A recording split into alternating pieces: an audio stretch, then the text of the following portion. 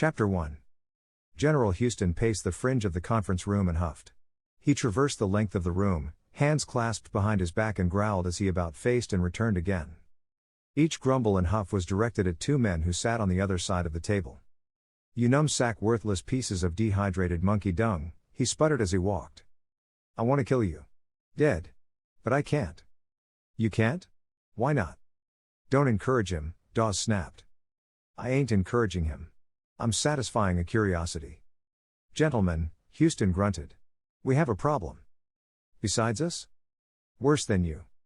He slammed two meaty fists into the smooth surface of the tabletop and tried to burn holes through their skulls with his eyes.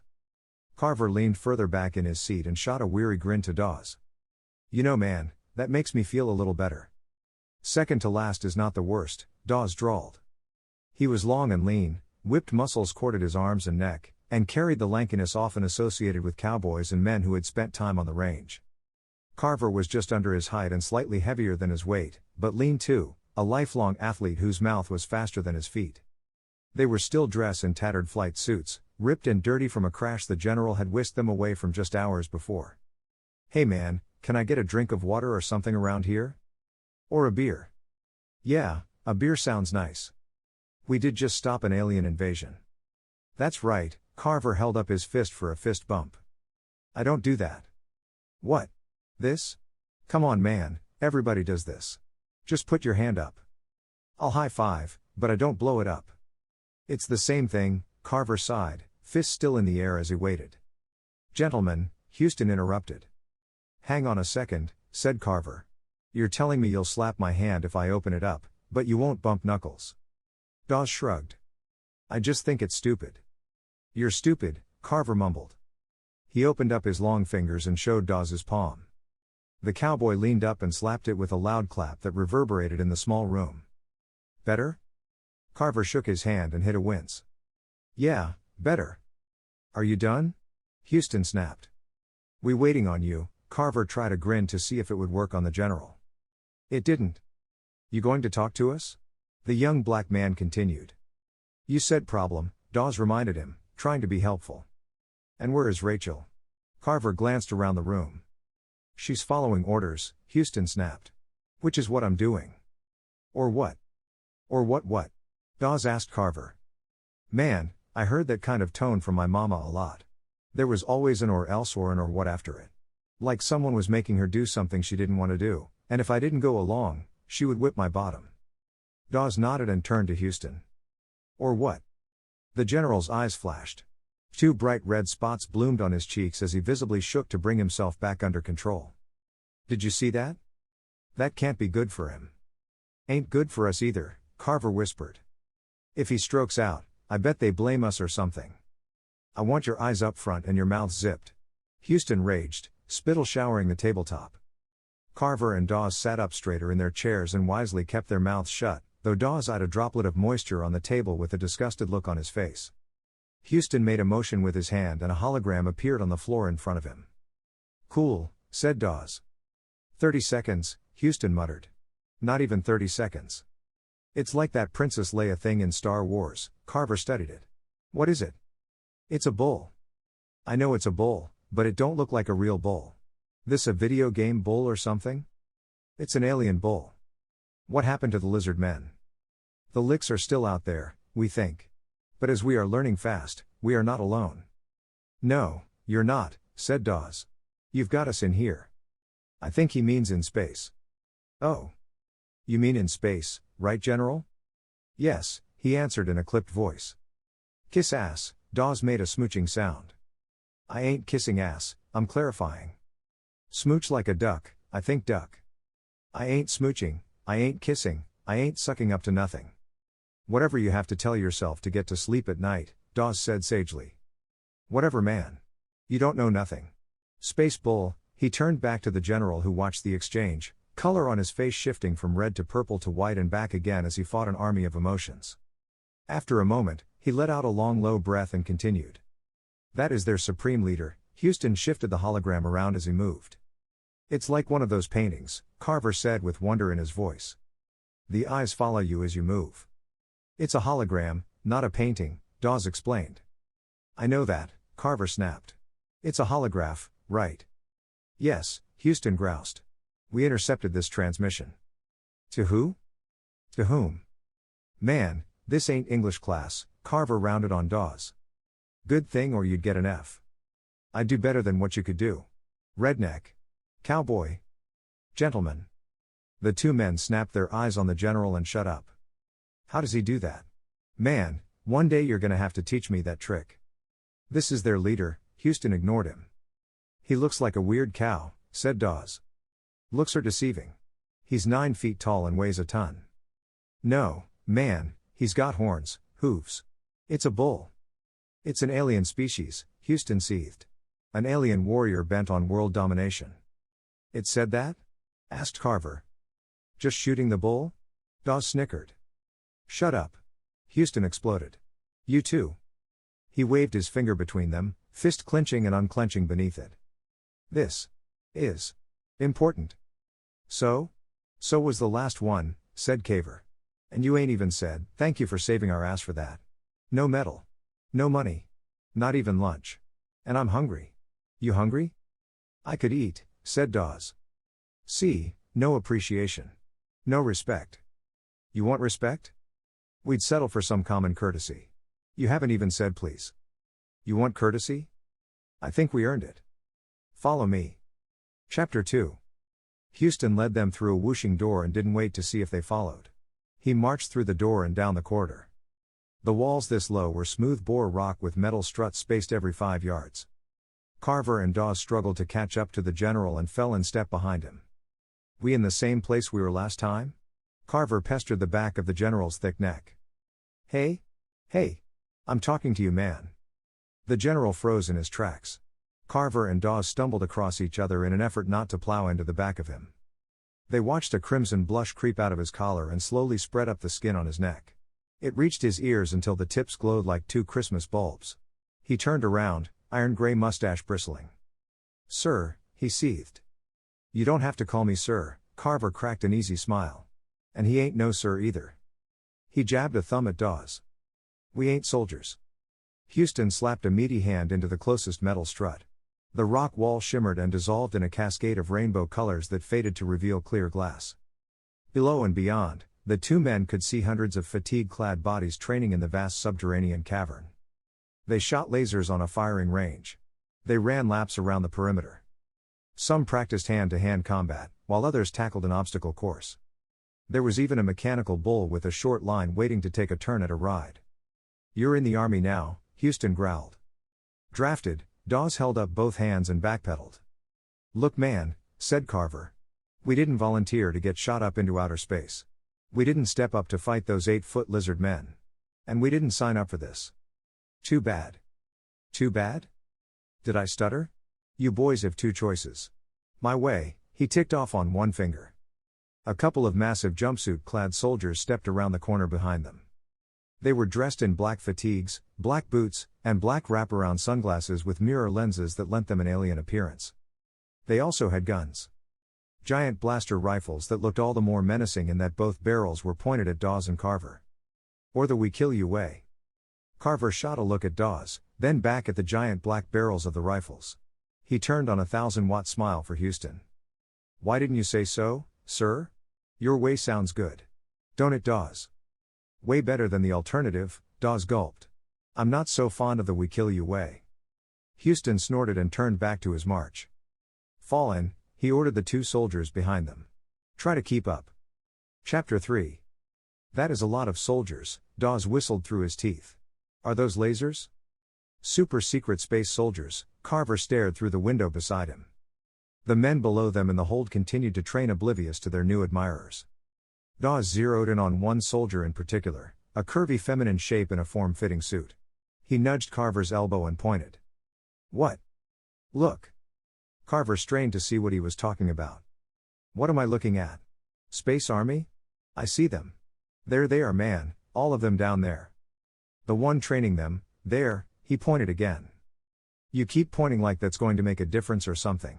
I'm looking but I ain't seeing what you're talking about. There. There where? I said I see a bunch of people fighting. With the gun. They all got guns. Blasters, Houston corrected. The girl. I don't see no girl. Rachel. Carver pressed his face closer to the glass. Where? There. Man, he glared at Dawes. I'm telling you, I see a bunch of things. You just pointing in a general direction ain't helping me. Dawes sighed. Do you need glasses? I don't need no glasses. I need you to tell me where you're looking. There are thousands of guys down there and I don't know which one you're talking about. See the wall? The back wall? The side wall. See, I wasn't even looking that way. I was pointing at the side wall. I didn't know what you were pointing at. Rachel. I'm pointing at Rachel. Carver's eyes finally landed on her and an easy grin broke out on his cheeks. Oh yeah, there she is. Why didn't you say so? He turned to Houston. All right, General, you getting the band back together? We going down there to get her now. She's training, one of the silver-eyed men said. Training? She don't need no training. She should be training them. She is. Oh. Is she going to train us? Dawes glanced over his shoulder as she flipped a super-secret space soldier over her shoulder, ripped the rifle from his hands and aimed it at his head. She needs to train you. The general spun on his heel and kept walking down the corridor. Duke and Nuke herded the two men after him. But we don't have time, Houston continued. You three are the only ones who have encountered alien life forms before. You fought them, and God knows how, you beat them. It was luck, Carver started to say, and Dawes nudged him off balance. He almost bounced off the clear glass wall and shrieked a little as he fidgeted for balance. Don't push me, man. Quiet, on the luck, What's that? Pig Latin. Your Pig Latin sucks. Did you understand me? Yeah. So did we, said Nuke. I don't care if it was luck or skill, Houston ignored their bickering. He stopped in front of a hangar door and pressed his hand against a reader. Red light glowed around his fingertips and the massive steel door rolled back on a rail to reveal the interior of the cavernous hangar. Damn, said Dawes. Carver was struck speechless. He stood there with mouth slightly open as he admired the contents of the room.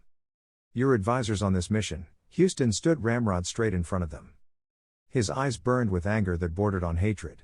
I don't want you involved, but I'm following orders. You will do the same. His eyes moved from Dawes to Carver and back again. The men didn't shrink under his glare, but they both bounced back and forth from foot to foot in an uncomfortable silence. These men are in charge of you, he indicated over their shoulder. They give an order, you follow the order. They ask a question, you answer the question. Are we clear? Yeah, the men said together. Say it. Say what? Asked Carver. Say we are clear. The men exchanged a look. Dawes heard a rustle behind him and looked over his shoulder as Duke, the larger of the two men, put his hand on the otherworldly pistol at his belt. He imagined what kind of eyes he had behind the mirror lenses and felt the pressure of their gaze burning into him. Clear, he spilled. We are clear. Carver stared at him, and saw what he was looking at. He nodded. Clear. Sir, he added. There was a lot of tension between the three men around them, filling the space like something alive, and they all were armed. He had been in a lot of situations growing up, where teenage boys with big guns and little PPs had not liked his smart mouth, look or general attitude about life. He learned that sometimes the stuff that made it past his filter could get him out of trouble, and using the word sir popped into his head at the last second. It seemed to work.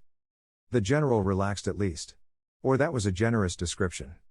Instead, it looked like Houston let a breath out, one he had been holding since the two men crash-landed into Central Park in a secret space shuttle. He almost asked what the news had to say about that, but some survival mechanism kicked in before the words came out of his mouth and he clamped his lips shut. No use burning whatever goodwill he had built with the general in the last 1 second. Better to save the questions for later. Just not for Houston.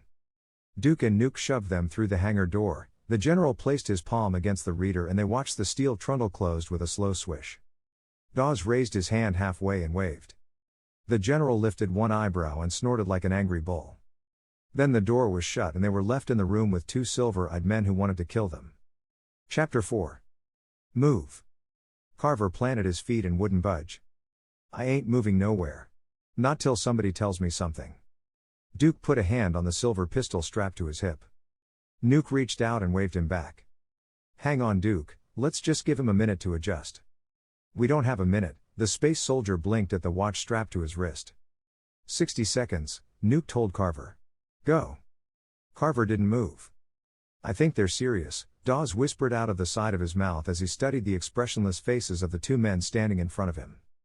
I'm serious too, man. This is a bunch of bullshit. We just got back from outer space and y'all want to send us back up there. Dawes locked his arms across his chest and stood shoulder to shoulder with Carver. He's got a good point. Duke's hand moved from the butt of his pistol to a long slim tube clipped to his belt. He wrapped his fingers around it, flicked a switch. A thin red plasma blade flared to life. So does he. Carver flinched but held fast. I ain't going back up in a spaceship. You'll do what I say. Just do it, dude. He's going to hurt you. I ain't scared of him, man. The hot flame licked closer to his skin. All right, maybe I'm a little scared, but I ain't backing down. Just come on, Carver. No, man. This is about the principle of the matter. What principle? Duke glared. Or at least they thought he did. It was hard to tell with the glasses. Can you tell what he's looking at? Dawes whispered. Nah, man, I can't tell nothing. Besides, who wears sunglasses when we're underground? I know, right? We can hear you. It's not like we're trying to keep a secret, Carver shouted. Damn, man, you're standing right there in front of us. With a glowy little lightsaber thing and everything. More like a Bowie knife. I said that. No, you said lightsaber, but those are long and thin and make-believe. This is more like a small Bowie knife. Will it cut you? Burn you, answered Nuke. So, it's a knife, Carver spat. Cut, burn. I mean hell, we should call it a plasma torch. Nuke grinned. That's what we call it. See? Carver smiled in triumph. Why are you smiling? Dawes asked. You didn't win anything. Bowie knife. I knew what it was. I knew what it was called.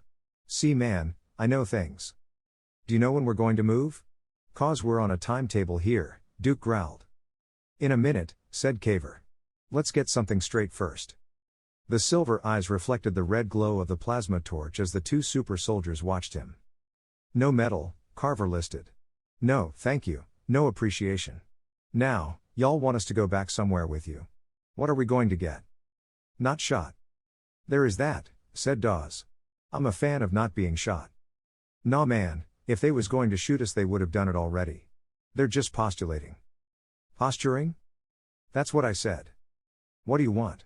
Nuke sighed and glanced at his watch. Carver shot a look at Dawes. I ain't going nowhere unless I get paid. Paid? Yes, paid. You're a soldier, right? Something like that. Super secret space soldier, covert military type, whatever. Would we call him cowvert since he's fighting space cows? Shut up, man, I'm trying to say something important here, he turned back to Duke. The solder's hand still flexed over the butt of his pistol, but he didn't grab it yet as he considered what Carver was saying. My point is you work for somebody, right? Duke nodded. And if you work for somebody, then you're getting paid. Nuke let a small grin quirk up the corner of his mouth. Duke caught it and grunted. He's right. Yeah. Every 2 weeks, and holiday pay. No overtime though. See, man, that's what I'm saying. You get paid, he gets paid, all them get paid. But I don't. He don't. And we the only ones who've been fighting aliens up in here. Her too, Dawes pointed through the glass as Rachel tossed one of the super secret soldiers into a wall. Yeah, but she's teaching them. I bet she's on payroll now. How about it? Dawes asked. Is she on payroll? Duke shrugged, but his heart wasn't in it. All right. All right? That's what I said, isn't it? Spell it out for us. We getting paid? Carver asked. I'll put in the paperwork. When? We'll fill out the paperwork when we get back. No, man, that ain't going to work. See? Y'all going to get us up there and get us killed. Then it won't matter if we get paid. You want to let me handle this? You think you can do better? At least as well, Dawes said. Man, we've been here, what? A couple of hours and I already got us on the payroll. You think you can beat that? Dawes considered it, for a moment, a thoughtful look on his face. Come on, man, you got to admit, that's pretty good. Yeah, Dawes conceded. That is good. All right then, I'm the businessman, so let me handle my businessman. He turned back to Duke and Nuke as they stood in front of another door. About those forms, y'all got direct deposit? Yeah, Duke said with a wolfish grin. They're in here. He slapped a button and let the door behind him trundle open. The room beyond was bathed in darkness, tiny pools of light leaking in through portholes in the ceiling. The weak starlight glow bounced off gleaming black metal. That looks like something the X-Men would drive. Fly. Fly, drive whatever, man, they know what I mean. It ain't like I got to explain every little thing to them. They ain't dumb like you. You like? Nuke grinned, brilliant white teeth flashing in the blinking lights on the smooth underbelly of the shuttle. The guy who designed it for us went to work in Hollywood. He made that CGI plane in the movie. Skipped all this glory and sold out for the big bucks. Aren't you guys off the books, Black Ops, or something like that? Duke spit out of the side of his mouth and adjusted his toothpick from one corner to the other. Something like that. So Hollywood pays better than this? Wait a minute, Carver scowled. We're supposed to be getting paid. No, this is about honor. Glory. Pride, said Nuke. And paid. How you guys paying your bills? I mean, this can't be free. We got 3 hots and a cot. Duke shifted the toothpick. What else do you want? Paid, said Carver. I think I said that pretty clear. You understand the words that are coming out of my mouth? Duke reached up, grabbed him by the collar of his shirt and lifted him off the ground in one swift swoop. He marched the dangling man back toward the plane and slammed him into the surface. Do you understand the words that are coming out of my mouth? He let the toothpick drop. Carver smoothed the sleeve holding him, gently patted the forearm of the super-secret space mission soldier. Man, I understand you just fine. I was just playing. We're like that, ain't we, cowboy? He shot a look to Dawes, pleading for help. That's us, Dawes couldn't help but grin. All play. All the time. Nuke keyed in a sequence on the computer in a command console under the ship. A holographic image popped up near the entrance ramp. Dude, Dawes pointed. The image glowed in the semi-darkness. Is that life-size? 9 foot tall, massive head, thick horns with sharp points and a uniform that looked like a mix of a space suit and something Azar would wear for formal occasions. Their leader, Nuke reminded them. He clicked some keys. A massive ship floated against the backdrop of the moon. It dwarfed the Lucas, their only other experience with a spacecraft. Damn, Carver grunted around the scrunched-up fabric as his throat. Damn, Dawes agreed. Damn right. Duke dropped Carver and shoved him toward the hologram. Their ship. We kinda figured that one out, said Dawes. Figure on this, Duke growled as he stood next to his silver-eyed partner in crime. We're on a secret mission to approach their ship in stealth, steal aboard and stop them. Man, that's a lot of S's, said Carver. Do you get paid extra for literacy? I think you mean alliteration. Shut up, man, I know what I meant, he snapped and turned back to the super soldiers. What he said. You were able to sneak on the Lucas and disable it under the nose of the enemy. Nuke said in a half-disbelieving, half-admiring voice. How we don't know. But your skills are going to be used to help us. All right then, what we got? You're very gung-ho all of a sudden. I'm getting paid, right? We're getting paid. I've got rent due, so come on. Daddy needs a new pair of shoes. Let's get this cow stuff done and head to the bank, you know what I'm saying. Duke and Nuke watched Carver as he clapped his hands together and rubbed them over the VR display in the middle of the room. Or maybe they didn't. Dawes couldn't be sure because despite the dim interior of the room which made seeing the holographic image easier, the 2 super soldiers wore reflective aviator shades. He wanted to make a sunglasses at night joke, but the 2 serious expressions they wore made him think twice before opening his mouth. It's in orbit. What's in orbit? The alien ship. Man, we know that. Why they keep coming here, right? What we got that they want? Cows. Cows? They want a hamburger or something? They abducted cows in the 50s, and now they're coming back. We can tip them, Dawes drawled. It isn't that easy, cowboy. Duke didn't bother to look at him. These aren't your daddy's cows. My daddy didn't have no cows, Carver interjected. Tip 'em, roast 'em, spit 'em on a barbecue. That's what I know about cows. Are we going to round them up? Dawes tried to be serious. Like the man said, this isn't going to be easy work. They're just cows, right? Space cows, but horns and moo and all that BS. 9 foot tall space cows. Bipeds. Advanced IQs. They're smarter than you. The reflective eyepieces of his glasses drilled into Carver. That's not saying much, added Dawes.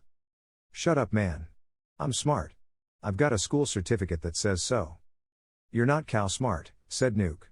Think big bad cow Einstein's genetically modified to take over the world.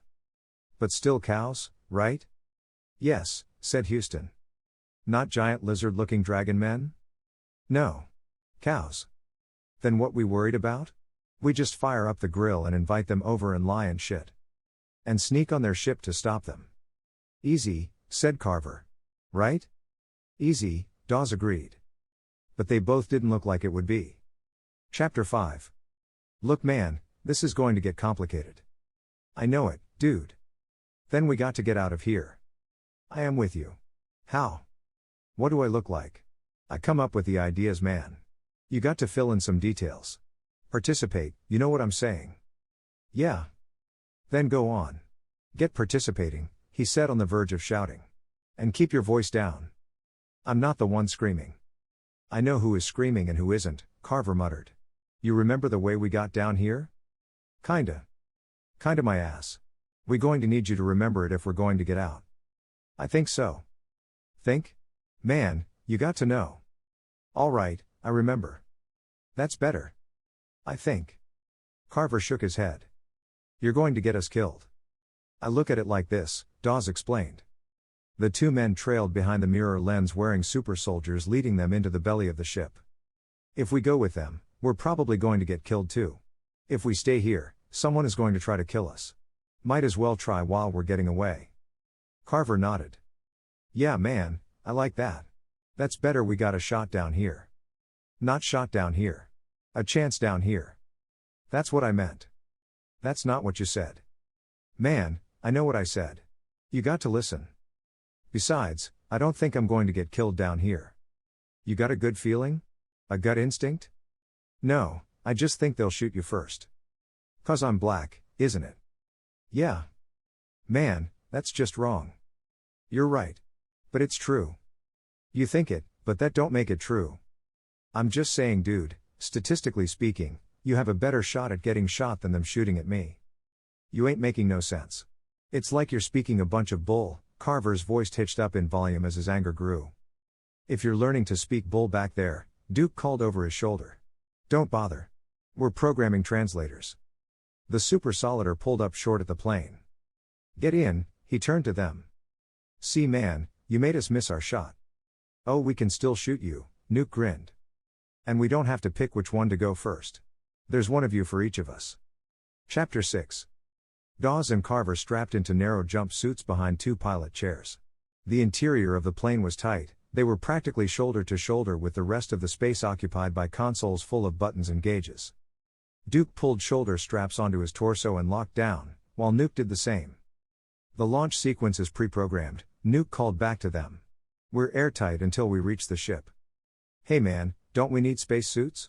Last time we had space suits. Relax, Duke grinned. You're here to advise and observe. Let the professionals handle this.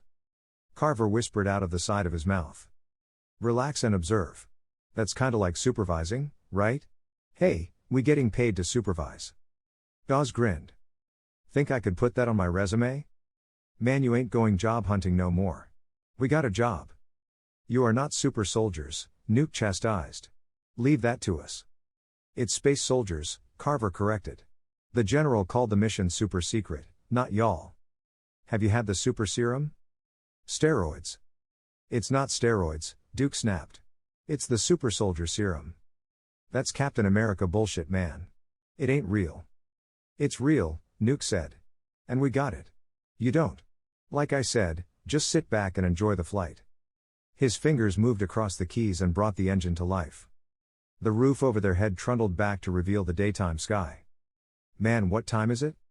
Time to fly, said Duke. He thrust a simple throttle lever forward and the rocket plane lifted off with a gentle hum. It floated through the air and drifted toward the open sky. Open up once we're clear, Nuke instructed. Roger that. What's that button? Don't press it, Dawes slapped his hand away as Carver's finger drifted toward the purple button in the console. I wasn't going to press it, I was just letting you know which one I was talking about. There's only a one button on that panel. Yeah, but you might have been looking somewhere else. Dawes knocked his hand away from the button again. You're doing it again. I ain't done nothing yet, man. I'm just wondering why they put that button right there in the middle all by itself. It must do something important. Dawes looked at the back of Duke and Nuke's head as they sat in the pilot's seat. If they wanted us to do something, they would have told us. Them? They don't know nothing. You remember the last time we went up in a rocket? It was all automatic and stuff. Autopilot, Dawes nodded, remembering. Yeah, and these guys don't look like pilots, do they? How do you know that a pilot looks like? Like astronauts, man. Fishbowl heads and padded marshmallow suits. We in those? Dawes glanced down to the battle fatigues they wore instead of the space suit he wore last time. I guess not. Guess? You got eyes, don't you? You can see we're all in the same clothes. No spacesuit means we ain't going to be out in space. They said we were going to outer space. That's where the cow ship is. Man, cow ship is getting deep around here. I know what they said. But what they showed us, I've been thinking. What if it ain't true? Dawes let that roll around in his head a little bit, turned it over to examine it. It was tough to remember everything they had shared, exactly. In fact, a lot of it was a blur. He felt like he was on a speeding conveyor belt that rolled them down a line at lightning speed. Wrong turn. Shot in space. 9-foot lizard men fight. Back in space. Try to escape. Lost in space. Then the crash landing, the supersonic flight to the secret base and another alien threat. He felt it all whirling around inside his head and blanched. The center could not hold. You all right, man? Huh? Your eyes got a little wobbly and weird. You gonna be sick or something? Don't throw up on me. I'm not going to get sick. I'm warning you, man, if you throw up on me, I'm going to bust your ass. I ain't playing. I was just thinking about all the stuff that got us here. Carver thought about it as the engines rumbled to life underneath them. His finger drifted closer to the purple button and jabbed it. He stared at his finger with his mouth hanging open, as if it betrayed him. What did you do that for? The rumble changed pitch. What the hell did you do? Duke screamed. He spun around in his seat and fought to get the straps unbuckled, eyes blazing in fury. He looks pissed, said Dawes. Nuke spun around and had one strap off as he tried to work the control panels with one hand, slip out of the second restraint with the other. So, does he? Duke shrugged out of the straps and tried to stand, just as the floor opened up under Dawes and Carver. Their seats dropped through the floor into a cramped pod. The floor whisked shut above them with a pop. That hurt my ears, Carver shouted. The rumble of a rocket engine sounded underneath them as they were jammed back into their cushions. The pod shot from the underbody of the ship, slammed into the dirt and bounced across the deserted landscape. The door seal automatically cracked open and whisked them out. Carver spilled out first, coughing, and waved the plume of dust the pod created away from his face. Dawes crawled out next to him. They watched the flying ship race toward the stratosphere and disappear in a brilliant flash of orange flame. Damn, Carver drew out the word. Did you press a self-destruct button? What kind of idiot builds a ship with a self-destruct button out there in the open all by itself? Pieces of debris scattered in the sky as trails of smoke traced the descent path. What kind of idiot presses a button that he doesn't know what it does? Don't call me an idiot, man. I've got a curious nature. Dawes pointed to the white puffy cloud of what remained of the XJ-22 in the sky. You know that happened to the cat, don't you? Yeah, man, but we're all right. You're alive, ain't you? Dawes checked his limps, moving his arms and legs. Everything seems to work. Good. Now what? Chapter 7. Did we kill them? What do you mean we? I'm serious, man, do you think they're dead? How should I know? Dawes stared the flaming wreckage spread across the Texas countryside. It is kinda messy. Carver licked his lips. Man, it'd be hard to survive that, don't you think? Probably. Probably. It's in a million pieces. I didn't count. You need to be serious, man. This ain't funny. You know they'll pull you up on manslaughter charges on something like this. Not if they think we're dead too. Carver stopped and his eyes grew big. They think we're dead? You think they think that? I don't know what they think. But we were supposed to be on that ship and we're not. Carver nodded his head, trying to convince himself and Dawes of the logic. You're right though. They do think we're dead. If they think that, then they can't bring us up on charges. You're very worried about that, Dawes said in concern. You had a brush or two with the law before? You know how hard it is for a black man to get a fair trial in Texas? They'll probably blame me for blowing up the ship, killing those two dudes and you too. I'm not dead. So, They don't care about the truth. All they care about is it's my fault. But you're dead. Am I? Am I really? That ship cost somebody millions of dollars.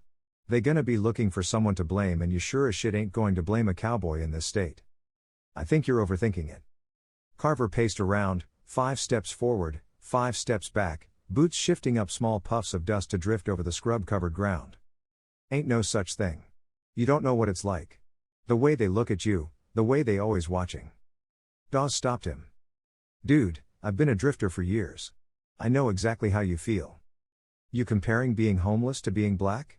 You can get a fucking house tomorrow, but I'll always be black. It's not like that. Just admit it.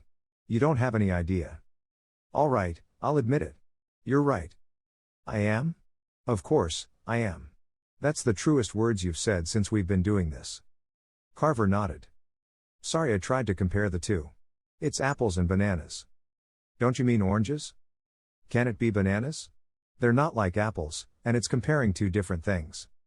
Yeah, but the words are apples and oranges. You can't just go changing it because you feel like it. I'm just trying to think different. Well, stop. This ain't no time to be thinking different. We need to come up with a plan. Someone is going to come check the wreckage. We could wait for them. Carver spun on his heel and raised a finger.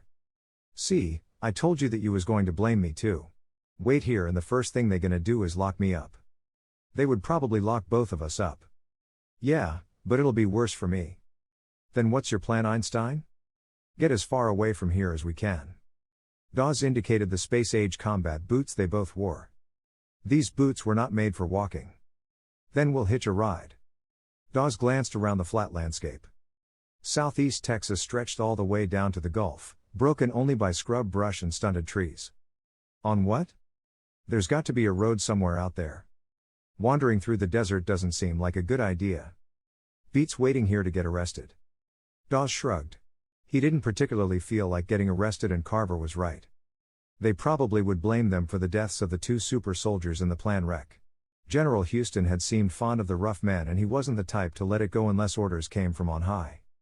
He pointed left, then right, and raised an eyebrow. Carver glanced in both directions, then picked one, and they trudged through the hard-packed dirt, not really sure what they were searching to find, but hell-bent on getting there anyway. Chapter 8. It turned out to be pretty easy to hitchhike. A couple of guys trekking along together in black fatigues through the back roads of Texas was just another Saturday afternoon in militia-friendly country. A good old boy with a jacked-up truck slid into the dirt on the shoulder of the road in front of them. He leaned through the slider in the back window and told them to hop in. They did. It was tough to talk over the roar of the wind and the rumble of the knobby tires on the blacktop, so they rode in silence. The truck dropped them off on the edge of a town, which was on the southern side of I-10, if the direction the driver pointed out to them was right. They were in the parking lot of a bar-BK joint, a ramshackle side of the road with screened doors, screened windows, and an abundance of mesquite-flavored smoke that lingered around the building like fog. You hungry? No money, said Dawes. Carver dug into the cargo pocket on the side of his pants and pulled out 2 crumpled $20 bills. Where did you get that? My mama always told me to have a little backup cash because you never know. Your mama was a smart woman. Don't you talk about my mama, Carver snapped. Then it registered that Dawes had said a compliment. Unless you saying nice things, he amended. He led Dawes into the dim interior of the shed. A long bar lined one wall, with a shelf on the wall behind it stacked with paper plates, rolls of paper towels, and large white styrofoam cups. An ancient black man stood behind the counter wiping it with a towel that in a previous life had been white, but was now a dull gray after years of polishing the bar top. Inside or out, the counterman grunted. Carver pointed to a wooden picnic table by one of the screened windows in the corner, then took the gunslinger's seat so his back was to the wall. Except it was another screen open to the outside. The construction of the shed was unique in that all 4 walls were garage doors that could roll up during the day to let in the breeze and smoke, and shut at night. The screens were simply stapled to the 2x4 frame walls on the outside. Nice atmosphere, Dawes said as he glanced around. No decoration on the inside walls, no signs on the outside. Just a giant steel smoker parked next to the building and a woodshed beside it. This is about to be the best food you ever put in your mouth, Dawes told him. You eat here before? Not here, man, but everybody knows this roadside grill meat is good. Hey, y'all ain't serving armadillo or possum, are you? Boy, the old man snorted. He was missing a couple of teeth from the bottom row and one on the top. We got us prime Texas brisket today, and pulled pork if you favor the pig. See, Carver declared as if he had known all along. 2 briskets. Your mama teach you any manners? Yes, sir, Carver said quickly. 2 briskets, please. That's better. They watched the old man shuffle along the shelf behind the counter. He picked out 2 paper plates and carried them past the table and out to the smoker. A moment later, a petite girl with cinnamon skin stepped through the screen door with 2 heaping plates of meat, baked beans and warm slaw. She set them on the table in front of Dawes and Carver. Damn baby girl, said Carver as he looked her up and down, then glanced over his shoulder at the smoker. The old man was gone. Y'all got a Fountain of Youth grill out there? You go out an old man and come back fine as hell. She smirked and shook her head. Don't be messing with me. My daddy will come in here and we'll be serving dark meat for dinner. What you want to drink? Nah, girl, I'm just playing. We got big business to discuss up in here. Y'all got a couple of cold beers that would go good with this meat? He watched her sashay away, eyes drinking in the way her hips swayed side to side. She got some Latina in her somewhere, he told Dawes. That's what happens when you mix up a black daddy with a Latina mommy. You get the best of both sides. Dawes nodded. She had nice skin. Skin? Man, what's wrong with you? She got nice everything. The waitress came back and placed 2 sweating bottles of beer on the wooden tabletop between them, and a squeezed bottle of BBQ sauce. Thank you, Carver flashed a smile. What's your name? Rosita, she said and started to walk away. Thank you, Rosita, Carver called after her.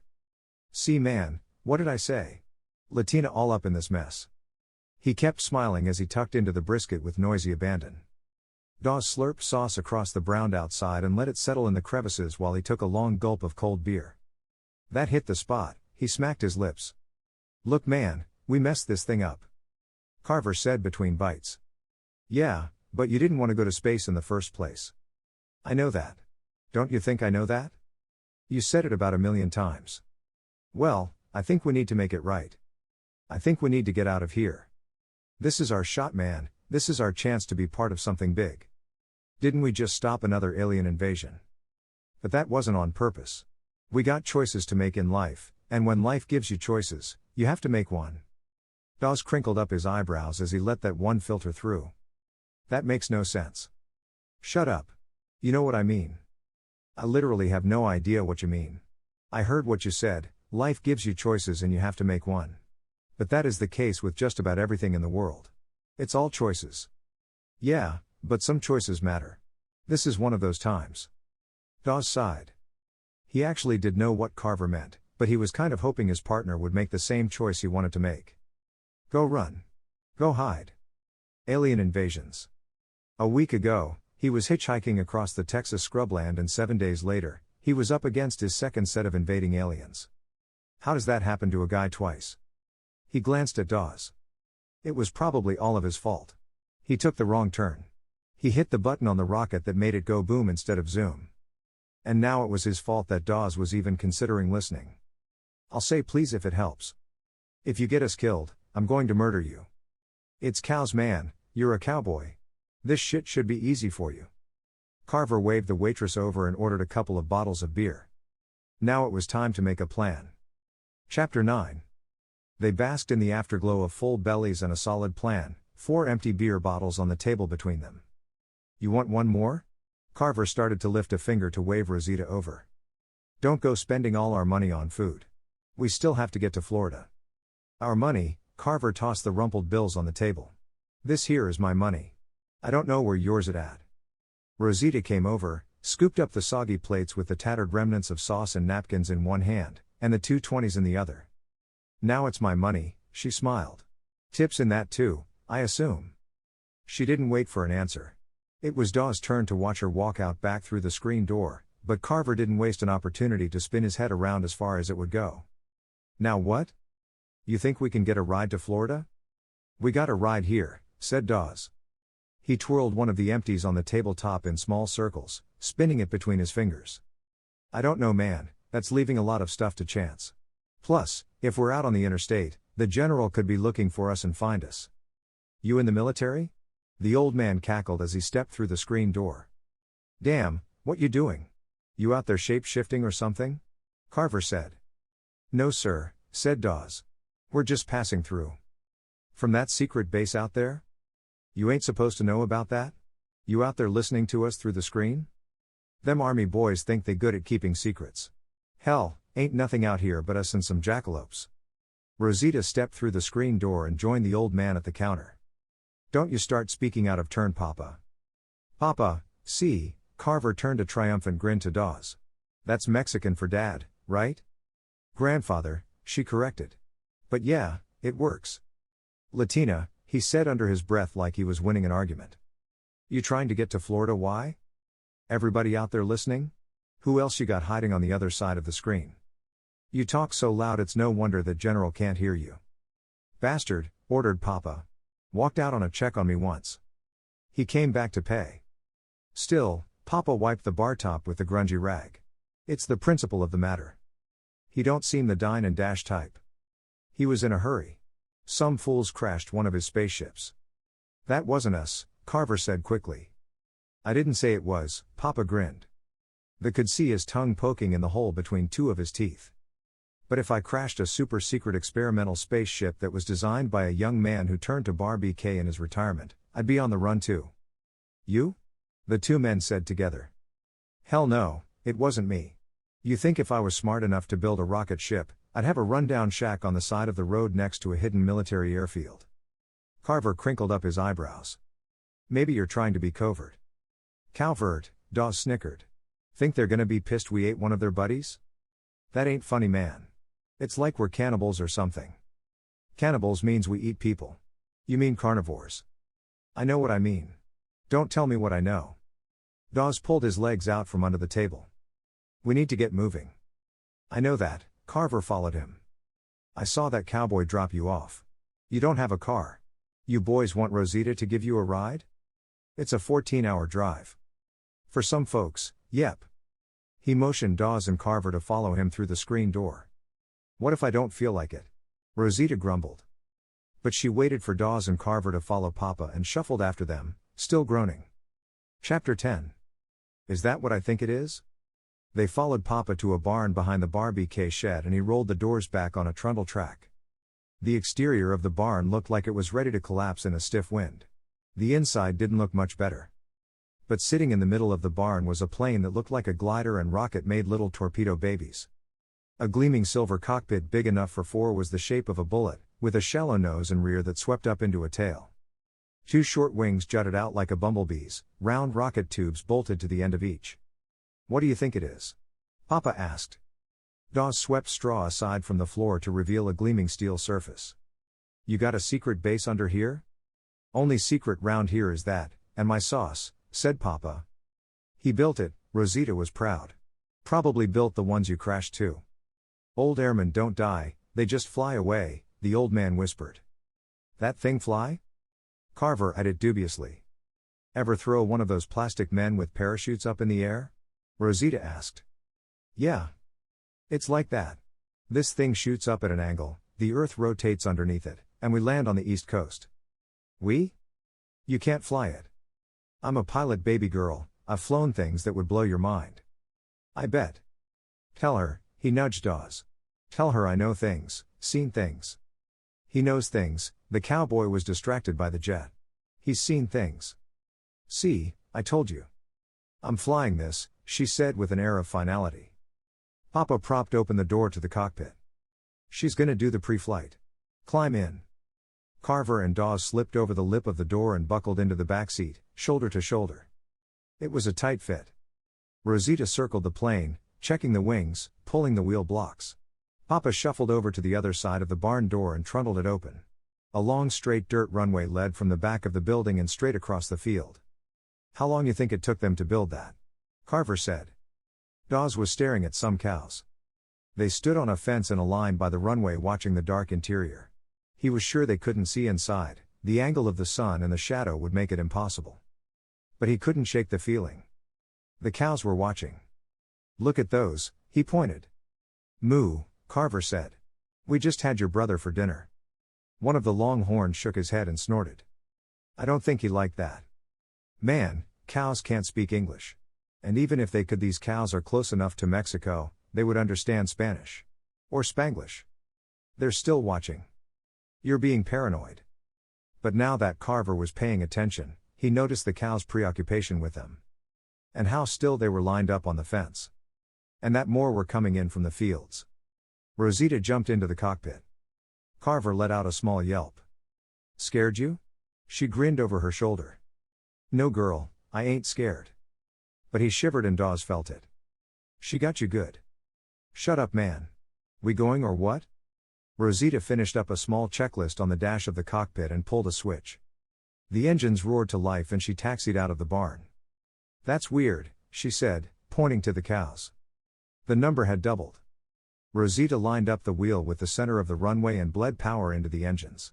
They roared louder and the plane lurched forward, gaining speed as it raced down the dirt-packed lane. One of the bulls plopped back on its rear end and lifted a silver tube in its front hooves. Bull! Dawes screamed. A puff of smoke flashed from the end of the tube as Rosita shoved the throttle forward. The rocket plane lifted off the ground as the engines on the end of each wing spun to life. A projectile whistled under the belly of the cockpit and exploded in the field beside them. What was that? Rosita turned to stare. Cow! Dawes screamed. Not where we're going. She aimed the nose straight up, punched in a code and the rockets lifted them toward the stratosphere. Dawes tried to glance out of the window, but the higher they got, the smaller the herd became until they were indistinct blurs against the featureless landscape. They don't aim so good, he shouted to Carver over the roar of the rockets. Taste good though. Carver grinned as he was pressed back into the seat. Chapter 11. They landed without any more cows taking potshots at them. Rosita filed a change in flight plan on the radio to a small airport north and west of the Space Coast area, and settled the plane on the single blacktop runway. How you getting back? Carver leaned over the seat and gave her his best grin. I've got enough fuel to fly around the world twice, she told him. Papa is a genius. And he makes good barbecue too. Unless that's all you? He wiggled his eyebrows. I just serve it, she said. You know it's a damn shame a fine woman like you is just serving rag meat on the side of the road. Baby girl, you should be at NASA or something. Rosita stared at him with serious eyes. You can't trust the government. Especially anything that starts with the word super secret. Him? Them? I don't trust nobody. No generals. No soldiers. Nothing. They all a bunch of liars. He leaned a little closer and said a little softer. I'd trust you though. She reached up and ran a finger down his cheek. You would? Carver leaned in, expecting a kiss. Then get out and get moving. He stopped. Huh? That super secret government project you're working on? They track little launches like this. I figure you have about 30 minutes before really nasty men with really nasty weapons show up. I plan to be long gone by then. Time to go. Dawes shoved him out of the way and scrambled from the cockpit. Rosita gave Carver a shove and he spilled out onto the grass next to him. She slammed the door closed, locked it and fired up the engines to spin the plane around. She'll wait for us to move. Carver got up and dusted his pants off. The engines roared, flames leaping out of the end to lick at their eyebrows. No, she won't. Dawes dragged Carver after him. They scrambled across the runway to the fence and watched as the plane lifted off, kicked on the afterburners and shot into the stratosphere. Baby girl ain't playing, is she? Carver said in admiration. Your eyebrows are singed. They are? He smoothed them with the tips of his fingers. We need to get moving. Dawes led him along the fence line until they reached a gate. It was padlocked and they had to climb over. You know we can't get on the base, right? Said Dawes. We got into a super secret space base in the middle of Texas, didn't we? That was a mistake. Man, people make mistakes all the time. I made a mistake picking you up. And you made a mistake blowing up the rocket. You know that wasn't my fault. You pressed the button. They should have had that marked better. Just admit you're not a pilot. Which one of us flew a spaceship before? You crashed us into a ship the first time, and almost got us shot into the sun. You blew up the second one. At least I'm trying something. Have you flown a rocket before? You don't fly rockets, you strap in and hang on. Man, you don't even know. Physics. It's simple physics. Did you take a physics class? Are you a rocket scientist that you hadn't told me about? Man, we'll figure it out. Ain't that what we always do? I think we should have a plan. I do have a plan. Then why didn't you say so? Dawes complained. You ain't let me get in a word since we started walking. All you do is complain and moan. I got this, man. We got this. Yeah, that's what I said. We got this. Chapter 12. All right, man, how we going to do this? Why are you asking me? Oh, I see how it's going to be. Just because I'm black, I'm supposed to know how to break into someplace? Do you? I mean, I do, but that's because I watch a lot of YouTube videos, not because I've done it. Why would you research something like that? Just in case. Just in case you want to break into someplace? Yeah. They two men walked on the sidewalk along A1A, sparse traffic drifting past them. Rosita had flown them in Central Florida and taken off again immediately. A kind old man from some place he called the Villages was heading to a condo on New Smyrna Beach and given them a ride to the infamous highway that stretched from Key West all the way north to Jacksonville and points beyond. Did any of those videos tell you how to break into an army base? Asked Dawes. Nah, man, you know the CIA won't let that stuff out on the internet. You see what they do to those guys that jump the fence at the White House. Yeah, and I'm imagining what they're going to do to us when they catch us. If they catch us, said Carver. He watched a garbage truck rumble past and held his nose against the stench. That's what we need. A big stink to track us by? Man, pay attention. You got to think outside the box sometimes. Nobody pays attention to the garbage men. We could just drive right past the gate. Dawes stopped him. That's a good idea. Yeah, but where are we going to get a garbage truck? We don't need a garbage truck. Carver crinkled up his eyebrows. You said it was a good idea, man. It is, but a different idea. Is the heat down here making you crazy? Carver nodded. This whole thing is crazy. We got away. We escaped and now nobody knows where we are. Really, we should be going underground and hiding. But instead we're trying to steal a rocket. That's way crazy. Carver stared up at the blue sky as if he could see the alien ship slowly approaching Earth. But if we ain't going to do it, who will? That's what I'm saying. We will. But we need a geek. A goose? A geek. We need to kidnap an egghead and get him to take us to the rocket. Just like that? Dawes snapped his fingers. It'll be a snap. You want to break onto an army base by kidnapping some man? Yep. That's stupid. It's better than a garbage truck. Nobody checks a garbage truck. Are you going to hide in the back? They're going to check the scientist. Not if we distract them. How you going to do that? Dawes started walking again. I don't know yet. But we've got 10 miles to figure it out. And find the rocket scientist.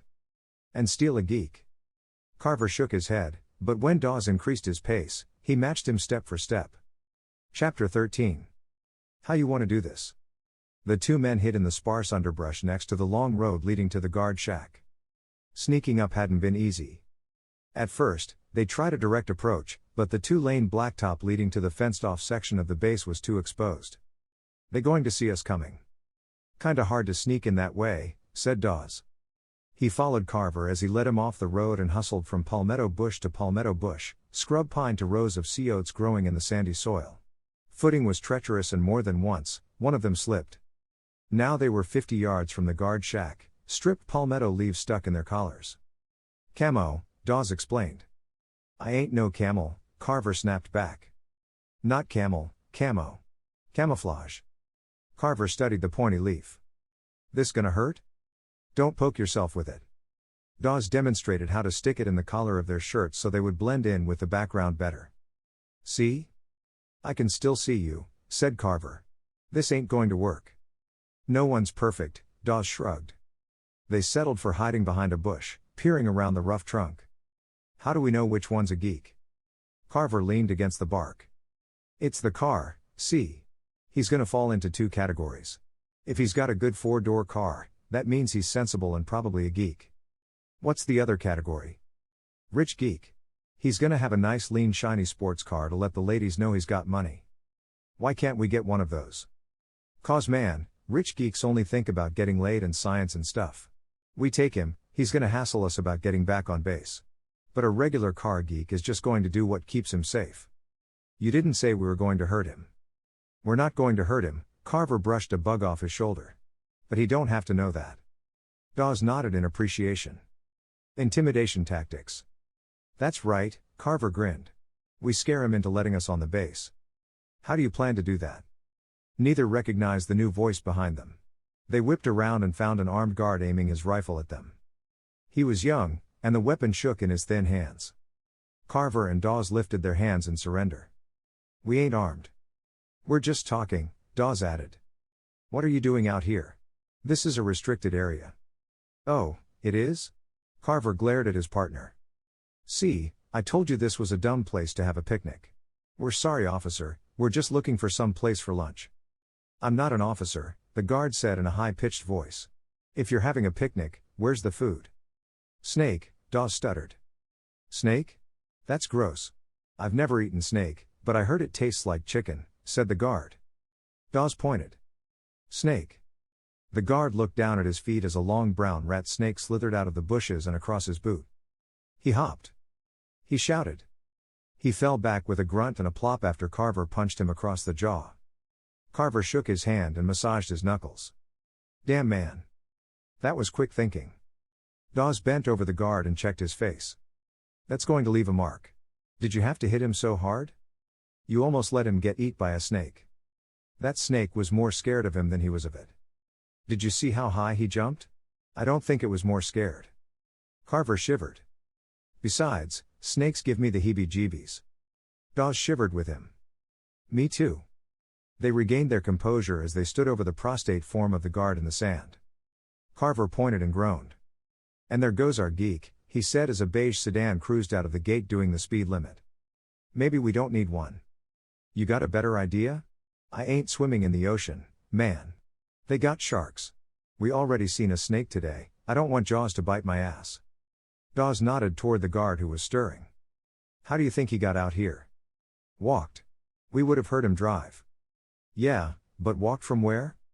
Carver nodded like he was being let in on a secret. I don't know, man, where? Dawes shrugged. You don't know? He had to get here somehow. Man, I thought you knew something. We're right back where we started. The guard sat up and nursed his swollen jaw. Ow, he moaned. Why'd you have to hit me so hard? I saved your life from that snake man. The guard scrambled up in a hurry and danced around looking for the slithering menace. Don't worry, man, we took care of it. Carver assured him. That snake ain't ever going to bother you again. Dawes started to interrupt him. Is it? Carver stopped him and raised his eyebrows. His head arced back and forth in an exaggerated nod. I mean, if he goes looking for it, it might. No, man, we took care of that snake and saved the man's life. We saved your life, he told the guard. The guard was watching the brush and scrub around them, eyes wide. He kept hopping from one foot to the other. Thank you? You're welcome. See, I told you. Carver grabbed the guard by the crook of his arm and turned him toward Dawes. Told me what? Told him what? The guard was still distracted by potential snakes in the grass. Told you we could trust him. We can? You can? Yeah, man, I told him you were in on it. The kind of guy we could let know about this stuff. Carver kept nodding his head, mimicking the guard's stance and body language. I am? Man, you don't have to play with us. We're going to tell you the truth. The snake got away? Dawes asked. It did? He hopped higher, glanced around in panic. No, man, you don't got to worry about that snake. I told you, we took care of it. We took care of you. Now you're alive. We did you a favor. Yeah, the guard nodded. He didn't calm down, but he did stop looking around so much. Dawes stared at Carver with a look of confusion on his face. And what do you do when people do you a favor? Return it. I told you he was smart, Carver preened. No, you didn't. Shut up, man, I did say that. I didn't hear you. That's 'cause you weren't listening. I was too. No, you weren't, Carver corrected. 'Cause our new friend here, hey man, what's your name? Reg. Reg, hey. We saved your life, so now we're going to tell you why we're here. Chapter 14. Okay, Reg answered. His eyes roamed around from their faces to the ground and back up again. Okay. Tell him. Me? Dawes asked. Yeah, man, tell him. Carver winked. Why'd you wink at him? Asked Reg. I didn't wink at him. I just saw you do it. Nah, man, I had something in my eye. Carver blinked a couple of times to show him. It looked like a wink. I don't think so. You're mixing up blinking and winking. Happens to me all the time. Go on, man, tell him. It was blinking. Not that man. The other thing. What other thing? Man, you are driving me to drink. No wonder the general doesn't like you. What general? Reg asked. He does too, like me. He likes me better than he likes you. No, he don't, he's just playing. What general? They both stopped talking and stared at Reg. Our general, man. You're assigned to a general? Shit, man, who you think sent us out here to heck on security? Make sure y'all doing your job. Reg straightened up. We do a great job. You do? That's what we going to tell him, ain't it? Carver said to Dawes. Write that down. I don't have a pen. What? You didn't bring a pen. Then how we going to put this in the report? Dawes shrugged. You got a pen? Reg patted his pockets and came up empty. Not with me. Man, what we gonna do then? I wanna write this down, cause when you found us, that was a good job, wasn't it, man? Dawes nodded. It was pretty good. Pretty good? It was damn good, Carver told the guard. Maybe you could take us inside and we could get one. He turned to Dawes. How does that sound to you? You think this guard could help us get on the base and get a pen so you can write that report? It dawned on Dawes then and he nodded vigorously. That sounds like it might work. What you say, Reg? You want to take us to get a pen so we can let the general know what a good job you're doing out here? In there. And in there. Carver grabbed Reg around the shoulder. Which way we going to go? Reg led them to a golf cart on a path that stretched through the dunes. It was hidden from the road, a 5-foot section of black asphalt that ran toward the fence and around the perimeter. Hop in, he said, and waited for Carver to climb in the passenger seat and Dawes to perch on the rear-facing bench. He punched the pedal to the electric cart and it took off quietly, only the sound of the rubber wheels on the blacktop. He drove the cart to the fence line, a look of concentration etched on his young face. He turned away from the guard shack and kept rolling to a second break in the fence. The path became a road that connected with the runway. Carver could spy the Star X rocket in the distance. That Star X thing? Reg nodded. They had to scrub the first launch and wait for weather, so it's getting ready to go any time. I heard that, said Carver. That thing can go up at any time? Technically, said the guard. But there's a system rolling in from Tampa, so they scrubbed for today and are waiting for tomorrow. Carver glanced over his shoulder at Dawes. Told you. Told him what? Asked Reg. That it should go in the report. Y'all doing a good job around here. The general is going to like it. Reg sat up straighter in the seat and held out his chin. Were you taking us for that pen, Reg? Guard office. Hold up a minute. Can you get us in closer to look at that rocket? Reg shot him a look from the corner of his eye. I don't know. Look, Reg, the general wants a full report, don't he? He does, Dawes agreed from the back. And I want to give the general what he wants. Do you want to give the general what he wants, Reg? You ever pissed off a general before? I haven't, no. Well, I have, haven't I? He has. Pissed him off big time. And it ain't pretty, Reg. The general's kinda got a temper, you know what I'm saying. So does my captain. Yeah, but a general is higher than a captain, ain't it? Carver waited for Dawes to chime in, and when he didn't, slapped his shoulder. Ain't it? Dawes shrugged. But Reg thought he was talking to him. It is. See, what did I say? Which is worse, Reg? A pissed off general or pissed off captain? General. That's what I'm saying. I don't want to piss him off. You don't want to piss him off. Let's just make the report like the general likes it and no one is going to get pissed, okay? Yes, sir. Carver shot a grin to Dawes. He called me sir. Much respect, Reg. Yes, sir. Reg steered the cart toward the launch pad. As they approached, they could see technicians hustling around, double-checking hose connections, inspecting the payload container. That the one with the people thing on the front? The cockpit? Yeah, that's it.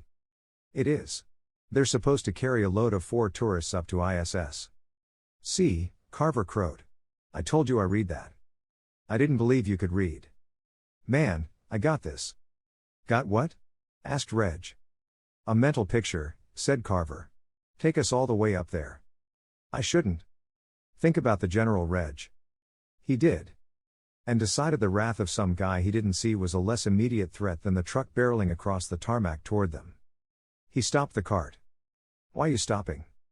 "More guards." "I see them," said Carver. "We need to keep moving." "They're going to stop us anyway." "No, they ain't. You stopped us. Now they're going to catch us."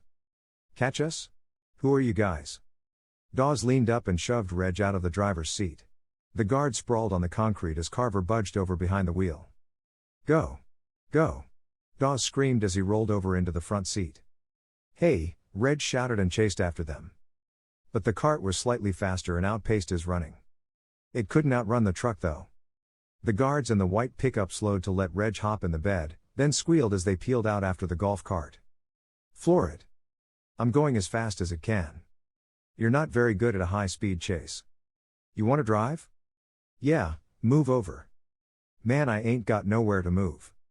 He yanked the wheel and slid the cart in a long sideways slide that stopped at the open end of a freight elevator at the bottom of the launch pad. The two men spilled out onto the grate floor. Dawes scrambled up and hit the only button on the panel. An alarm shrieked. "They coming!" Carver warned. "Why ain't we moving?" "I hit the button." "Hit it again." He did. Nothing happened. "Did they lock us out?" Carver jumped up and grabbed a safety gate. He slammed it closed and the elevator lurched up. "OSHA rules, man." They watched the truck roll to a stop below and spill out 3 guards, plus Reg from the back. Their former escort pointed and waved, but from this high up, they couldn't make out the words. "Reg looks pissed," said Dawes. "You would be too if he knocked you on your ass out of the cart." I panicked. "We got there, didn't we?" "We're not there yet." They watched as the floors passed outside of the gate, each level dedicated to a part of reusable rocket that was going to shoot the module into orbit and return to land safely on the pad. The techs were scrambling to emergency chutes and leaving the tower in a mad dash. "Where do you think they're going?" "They probably think we're terrorists or something." "Should we tell them?" "Man, they ain't going to listen to us." "Would you listen to a couple of guys that busted in on your rocket?" "I guess not." "Damn straight you wouldn't. At least they ain't shooting at us." "Probably afraid they'll hit the ship." "Oh yeah." The elevator ground to a stop and the gate automatically opened. The top walkway was empty. Carver and Dawes ran across the metal scaffolding with pounding footsteps. "You know how to open this thing? Do I look like a scientist to you?" A blaring alarm sounded across the tarmac as more trucks raced across the launch pad toward them. Carver stopped at a covered workstation and lifted the lid. His fingers pounded on the keys. "Do you need a password?" asked Dawes. "It just started right up." "Do you know what you're doing?" "Man, I don't know." He worked on a 2-finger hunt and peck, tongue sticking out of the side of his mouth. "They're coming." "What are you doing? You a computer programmer now?" "Look man, my brother makes games." "Did he show you how to make them?" Click. Click. Click. "No man, I don't know how to make no computers. But I do know how to do this." He held up one finger and pressed a key. The rockets rumbled to life under them. "You know if it takes off while we're out here." "Hang on man, I got this." Carver grinned and made a melodramatic finger punch again. The door hissed open. "How did you do that?" "I got skills man." Dawes tried to peek around the edge of the workstation. Carver blocked his view with his body. "Stop playing man, let's get on in there." "Let me see." Dawes struggled to move him to one side. "Stop pushing me man." "Then stop playing." "I'm just trying to see what you did." "I reprogrammed it man. We need to go, people are still coming." Dawes pointed. "No, they're not." The trucks were racing away now and techs ran across the tarmac like ants abandoning an anthill. "They're getting out of here man. That's because we need to too." Dawes slipped past him and saw the screen. It was a simple graphic with a key overlay, an image of the rocket with instructions for the startup sequence for each section. "It's a drawing," he said. "An idiot's guide to flying a rocket." "Then it should be simple for you," Carver grumbled. He ran across the walkway and climbed into the cockpit. Dawes shook his head and followed. The fit was tight, but more luxurious than their previous trip in a rocket. This ship was designed to transport people who paid for the pleasure, so the seats were thicker, the webbing of the belts plush. "Damn," said Carver as he settled into the pilot's seat. "They got it nice up in here." Carver tried to close the hatch but it wouldn't budge. "This isn't going to work." Man, sit down. I told you I got this. He started pressing buttons on the console. The alarms outside got louder. I don't think that's it. Dawes covered his ears. Man, I got this. Carver screamed. He tapped harder, faster. The hatch flipped closed and Dawes felt his ears pop as the seals engaged. Got it. Dawes slid across the cockpit and landed in one of the seats. He fumbled with the straps and locked himself in. Chapter 15. I ain't never stole nothing in my life. Stop looking at me like that, man. Just because I'm black you automatically think I'm a thief. Yeah, kinda. I mean, most kids steal something. Piece of gum. Soda. Something. My mama would have whipped my ass if I did that. And when she was done, she would have sent me to my grandmama's. That old woman don't play. She would have made me go pick out a switch. My pawpaw did that, said Dawes. He was very particular. Yeah, if you picked the wrong one, she'd make you go back out and get another. Guess we have that in common. That and kicking alien ass. We're the only two people in the world that did that. Carver puffed his chest up. It felt good to admit it, to be good at something, and fighting aliens was a small club. 3, corrected Dawes. He watched Carver deflate a little. Oh yeah, her. She did help. She saved our bacon. Yours maybe. I had mine under control. That's not how I remember it. Well, you're remembering it wrong. Stop playing. We gonna do this or what? It's going to be worse than a switch if we get caught. Then I've got an idea. Another way? Don't get caught. Carver pressed the button and the fully automated Star X rocket lifted off from the launch pad. No one could hear them scream over the roar of the rockets. Chapter 16. You know, this is our third rocket ship today, said Dawes as they strapped in yet again. Man, no wonder that General keeps picking us to do this impossible shit. How many other people you think can do this? How many would want to? Ain't that the damn truth, Carver said with a thoughtful look on his face. What's that beeping? Maybe that blinking light. You think I should press it? Dawes put his hands behind his head and leaned back into the cushion of his seat. You're driving. Flying. Dude, whatever. You're in charge. I heard you, man. Write that shit down, because I don't want you to forget it. Carver jammed the button with the tip of his finger. A holographic image appeared floating above the console. It was as clear as if the aliens were in the ship with them and Dawes flinched. Damn, I don't know if I'm going to get used to that. Man, can you imagine what they could do with this on the Xbox? We need to get this to them and then get some stock, you know. Get paid. Moo, said the image. Yeah, moo you too. We can't understand your bullshit. It would be his you shit. Man, shut up. Moo. You stand in the presence of His Royal Highness, the Admirable Tornado. Carver peeked at Dawes. Royal? He a king cow? Cows are girls. Bulls are boys. King bull? Cow sounds better. Tell him. Moo, Carver said to the holograph. Watch the way you speak to the Admirable, a woman next to him said. What did I say? Who's that? Your questions will be answered, human. Why's she talking like that? Moo, said the bull. The metals on his chest jingled. I am Helen, daughter of Farmer Ted, servant to the herd. Herd? Asked Dawes. Moo. That's going to get on my nerves, said Dawes. You ain't kidding. What y'all want? Surrender, humans. Surrender what? Earth? We can't speak for Earth. Can we? Carver shook his head. We can speak for us, but I don't think we can for anyone else. Prepare to be dominated. Hey baby girl, you coming on to me? I don't think she was talking to you. Well, she wasn't talking to you. She could have been. But she wasn't. Besides, you'd have to pay extra for that. For what? Being dominated. You think you're funny, said Dawes. This is a serious situation. Who you telling? You don't have to tell me. I know the situation.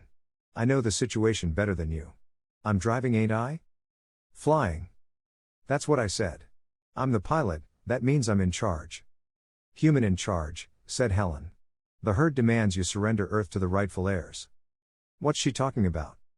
Who's that? Dude, I'm standing here with you. Human sighed, remember? I know that. It's not like I expected you to really know who she was, I was just asking, you know. No, I don't know. What's she doing? Are you even listening to me? Dawes grumbled. It's like talking to a wall. You hurt me, Dawes, you cut me real deep.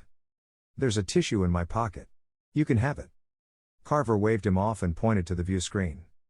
Turn it up. Do I look like I've got the remote? You're the pilot. Then you're in charge of sound. What was Uhura? Who? Carver froze with his hands over the console. Man, don't even say you don't know who Uhura was. I'll unbuckle from this seat and kick your ass up and down the aisle and out the airlock. Dawes nodded with wide eyes. Oh, O'Hara, from Star Wars, right? I know who that is. Carver lunged from his seat, but the restraints held him back. He struggled for a moment to unbuckle, but Dawes got the jump on him and escaped first. They floated freefall, swimming in the air, the young black man chasing the cowboy around the cockpit as he attempted to escape. When I catch you, I'm kicking your ass. Star Wars? Star Trek. Same thing, right? Dawes swam harder but got no further ahead. I will. Carver pushed off the wall and zoomed across the narrow space. Dawes shoved off the other way. They had a small slap fight as they passed each other. Carver landed a solid glance off the other man's shoulder and sent him careening into the pilot console. His boot glanced off the controls and sent the ship spinning slowly around them. Can you hear me, humans? A woman's voice sounded like a robot through the speakers. They froze mid-flight, still drifting as the ship spun around them, and stared at the screen. She sound like a robot to you? Could be the speaker. They swam to get closer to the view screen. We can hear you, Carver shouted. Don't you have to hit transmit or something? Man, shut up and let me handle it. I'm handling it all right. Carver stuck a fist under his chin and gave his best goo-goo eyes at the screen, blinking twice, oozing charm. Hey baby girl, we can hear you. She's with the space cows, dude. Shut up, man, Carver hissed out of the side of his mouth. Humans, the voice continued. I will repeat. Surrender now, or die. Does she mean us or the whole Earth? I don't know what she means. Ask her. Don't tell me what to do. Carver turned back to the screen, amped up the charm again, this time with his best smooth berry white voice. Hey girl, you mean us, right? This ship. Surrender Earth to the rightful heirs or die. That sounds serious. Death is always serious, man, why you think they playing? Tell her we don't speak for the whole Earth. Man, you ain't got no game, do you? First, you got to impress her with being a space pilot and whatnot. She's in space. She ain't a pilot though, Carver cooed. Now listen baby girl, why don't you tell me all about it? I can. Surrender, human. You sure this isn't a recording? Asked Dawes. Carver blinked as it dawned on him. Maybe it is? Hey girl, how do I know you ain't a recording? You just keep saying the same thing over and over again. Tell me about you. What's your sign? The girl on the screen blinked twice and stared at them as if her gaze could pierce the veil of space. She slowly turned to a figure off screen, opened her mouth. Moo. Did she just moo at you? They cow people, man, what do you expect? The figure on the view screen distorted as the camera pulled wider in a shaky jumping manner. The tiny figure of the woman stood next to a giant bull standing on two legs. His arms and chest were massive, with a nod toward being a minotaur. He wore a space suit that looked like a combat uniform. The Admiral, breathed Carver. Admira Bull, Dawes corrected. Moo, the woman said again. The Admira Bull turned his massive head to glare at the view screen. Moo, he roared. The Admira Bull demands your immediate surrender, she said. Stop your ship's rotation and prepare to be drawn aboard. Carver stared at the ship rotating around them. Hey man, the walls are moving. She said we were rotating. What did you do? I didn't do anything, Dawes defended. You're the one piloting this thing. Carver floated over to the console and pressed some buttons. Nothing happened. You broke the Star X ship. I didn't do anything. You're not going to pin this one on me. Carver made a grab for him, but Dawes used the tips of his fingers on a piece of metal in the ceiling to push himself out of reach. Humans. The woman sounded a little more panicked now. Control your ship. Just stop it, Dawes yelled. I'm getting a bad feeling about this. Shut up, man, and let me concentrate. Carver stuck his tongue between his lips as he concentrated on lining up the X on the screen with what looked like an airlock on the side of the ship. You think that's why they call it Star X? Dawes indicated the crosshairs. You're messing up my aim, Carver huffed under his breath. You're doing that all on your own. I'm just asking a question? Carver gave him some serious side-eye. Your questions are trying to distract me so I mess up again. Then you can keep on talking about it, like it's something I meant to do. His elbow brushed the stick and activated the retro rockets. It sent them slightly off course as the X drifted further off the airlock target. I'm not trying to distract you, Dawes countered. I'm just making an observation. It don't matter if you're trying to do it, you're doing it, and that's the point. You better pay attention, Dawes pointed. Don't tell me to pay attention.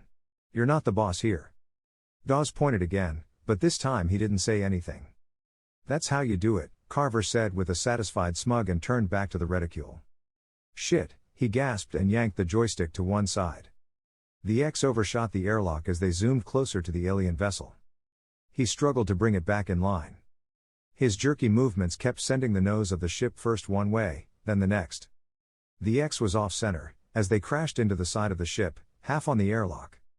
Carver was yanked to a halt by the straps on the seat, but Daw was sent flying into the console. His fingers scrambled for purchase before he slammed into the bulkhead, and caught on the tip of a button, depressing it.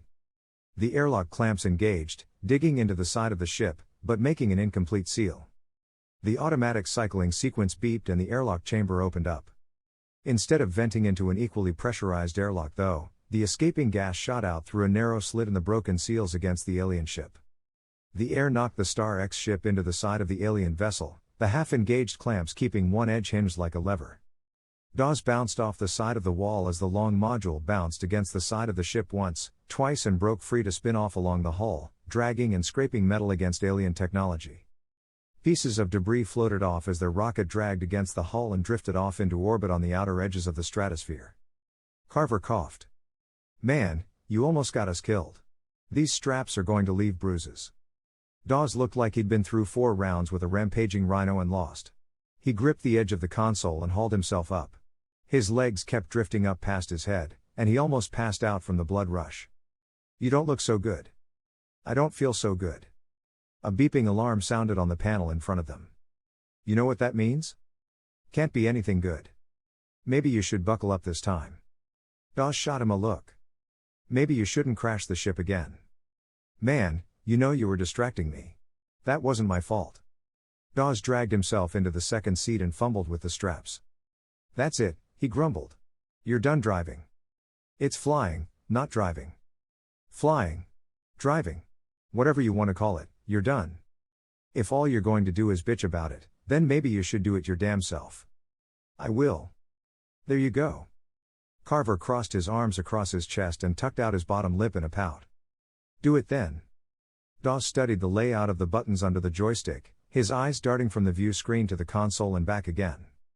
He saw something on the screen and blanched. Carver? No man, you said you were the pilot now. Pilot this damn thing. Carver. Go on pilot. Fly. Be free. Carver. Carver glanced over and saw Dawes pointing at the view screen.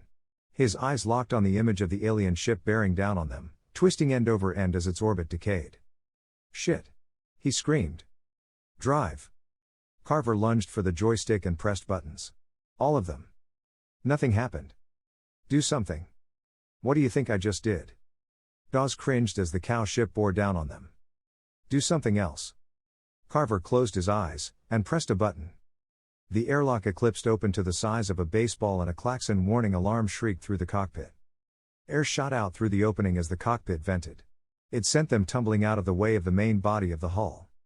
The edge glanced against the smaller ship and sent it tumbling faster. Can't. Breath, Dawes gasped. Can't. Either. Carver answered.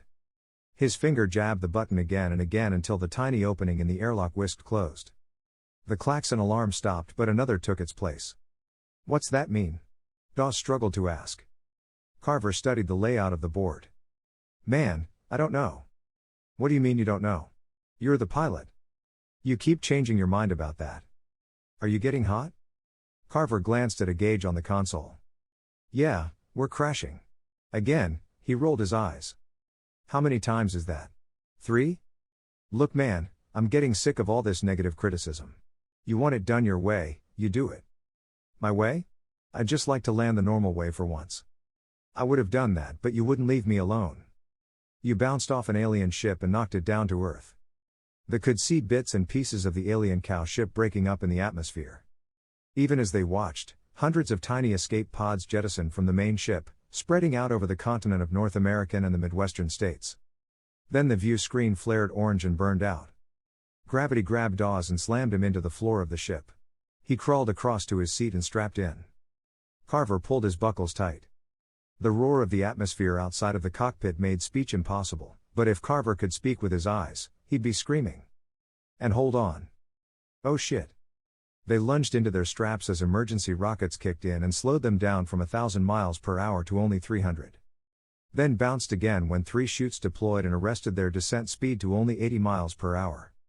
Just as they caught their breath, a third blast deployed, halting them in midair 20 feet above the ground. The wind caught the chutes as they settled into the ground no harder than jumping off a 2-story building. The chutes dragged and scraped them across the earth until they came up against a hill and snagged. Inside the cockpit, Carver moaned. You alive? I think so, Dawes groaned. You better move your ass. Carver unstrapped and limped for the small opening. He put his shoulder against it, but it wouldn't budge. We can't get out, he hissed. It's inescapable? Stop. Dawes put his shoulder next to Carver and they shoved together. The hatch didn't move, but with a grunt, a groan, a moan and no confession to piss, it screeched open large enough for them to squeeze through. Me first, Carver pushed Dawes aside and slithered through the opening. Dawes dropped and crawled out beside him. The dirt around their crash site was chewed up and muddy from fluids they couldn't recognize or name. The ship itself rested at the bottom of a small rise, where the parachutes fluttered in the breeze above them. The men limped to the top of the hill and stopped. They were surrounded by cows. Thousands of space cows disgorged from escape pods resting in the surrounding pastures. Hey man, Carver whispered. Yeah? You seeing this? Yeah. They walking on 2 legs, or did I hit my head harder than I think? I hit mine too, cause they're walking. The alien cows were built like the bull in space, bipedal and large. They were clothed in variants of space suits and carried blasters as they approached. We should probably go this way, Dawes tugged on Carver's sleeve. They turned to scramble down the rise and paused again. The cows had them surrounded and the circle was closing tight. Tight and fast. Moo? Dawes tried. The cows mooed back, all as one in a giant voice that shook their bones. Man, I don't think they like that. Did you cuss at them or something? I don't know, said Dawes. Maybe we should ask her. The Admira bull marched through the herd, the small human woman by his side. He tilted his head toward her. Moo. Her tiny voice carried across the tight circle. Humans, gaze in fear at the might of the herd. All the cows mooed again, this time longer and louder. Dude, Dawes said as the sound died out. Man, Carver answered. Chapter. There was nowhere to run, nowhere to hide and no escape. An Apache helicopter makes a distinct sound when flying through the air. The whir of the blades echoes, splitting the air like something alive. A giant insectoid sound made even more distinct by the addition of rockets on the rotors. The black helicopter whisked across the horizon and bore down on the herd of bulls, cows and lone female human as they slowly surrounded Dawes and Carver. 2 figures dangled on lines hanging from the copter. The bipedal cows stared up at the approaching menace, the bulls snorted and pawed the ground. The human woman watched, her large brown eyes wide with interest. Shit, said Dawes. Man, you can say that again. Duke dangled from one line. Nuke the other. They were employing a variation of a skyhook. Normally, soldiers would send a balloon in the air and a passing plane or helicopter would hook it. The balloon was attached to a rope, which was harnessed to the soldiers. They would be yanked off the ground and fly off to safety. This was not quite like that. Instead of hooks, Duke and Nuke were attached to the end of the ropes. The helicopter flew in fast and did a grinding, twirling halt on top of Dawes and Carver. The 2 super-secret soldiers swung in like pendulums, and slammed against the astronauts on the ground. They wrapped their legs around their quarry and lifted them up and over the herd. The helicopter hit the retros and zoomed over the horizon, leaving only the shrieks of the terrified men flying through the air, the questioning moos of invading alien cows in Iowa. The end.